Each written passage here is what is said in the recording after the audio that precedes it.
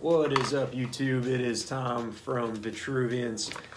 I'm super fired up for today's video because we are going to be talking about something that everybody cares about, everybody has questions about. We are going to be talking about dieting. We're going to be talking about conventional dieting, why it does not work, and what you can do instead. So, without further ado, let's get it!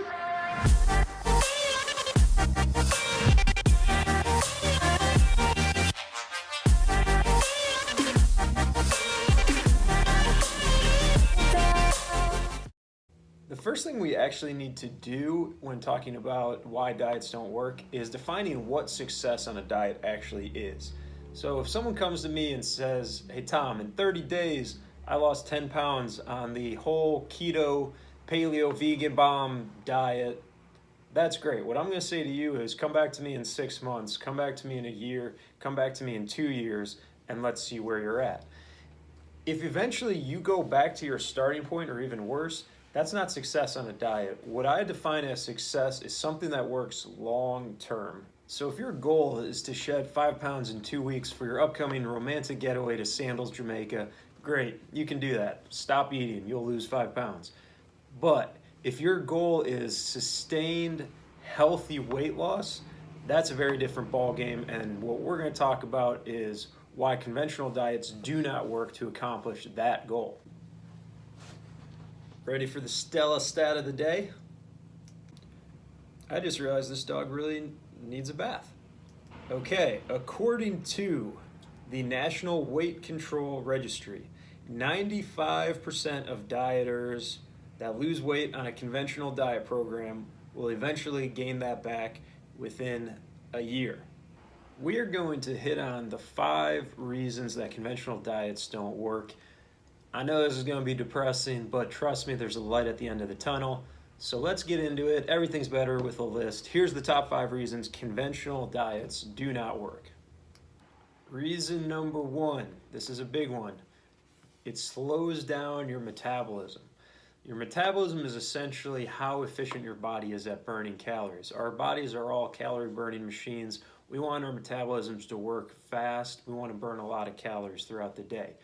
The problem is if you restrict your calories too much, your body actually adapts to that by a process known as adaptive thermogenesis. Adaptive thermogenesis essentially causes your body to adapt to the lower number of calories you're providing it, and it causes your weight loss to stagnate.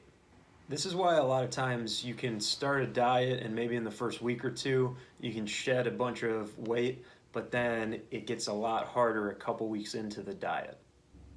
Reason number 2, loss of lean muscle. Now, lean muscle is important for a variety of reasons, not the least of which is that muscle is a lot more effective at burning calories than fat is. The problem is if you do a diet that's overly restrictive in calories, anywhere between 35 to 50% of the weight you lose can be lean muscle mass.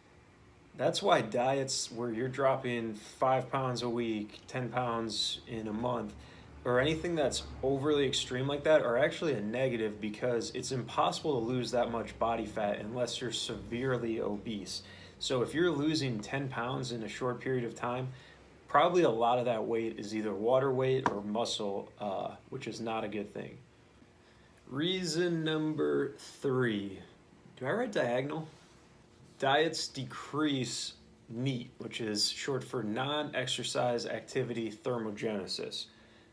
What NEAT is how many calories you burn throughout the day doing things other than exercising. So, standing up to walk to get a coffee, stretching throughout the day, walking from work to your car, from your car to work. All those small things you do that burn a pretty tiny amount of calories, but if you add them all up throughout the day, it's actually a somewhat significant number. Now, if you restrict your calories too much, your NEAT level is going to drop, and it's going to be a subtle difference that many people don't even notice. But if you've ever done a diet and you've just felt a little more lethargic or tired, you'll know what I'm talking about. Reason number 4 here, most diets are not sustainable. What I mean by sustainable is something that you can do for years, not for days. So if you're doing a diet where you're not allowed to have any alcohol or not allowed to have any sugar, and you're someone who likes to go out and drink with your friends, or you like to have dessert every now and then, that's classified as not sustainable. Sure, you can do it for a month or maybe even a little bit longer, but if the diet you're following is not something you can see yourself following a year, 2 years from now, then it's just not sustainable and it's not going to work a long time. And when we get into reason 5, we're going to talk about why that's a problem. All right, reason number 5, and here's the kicker.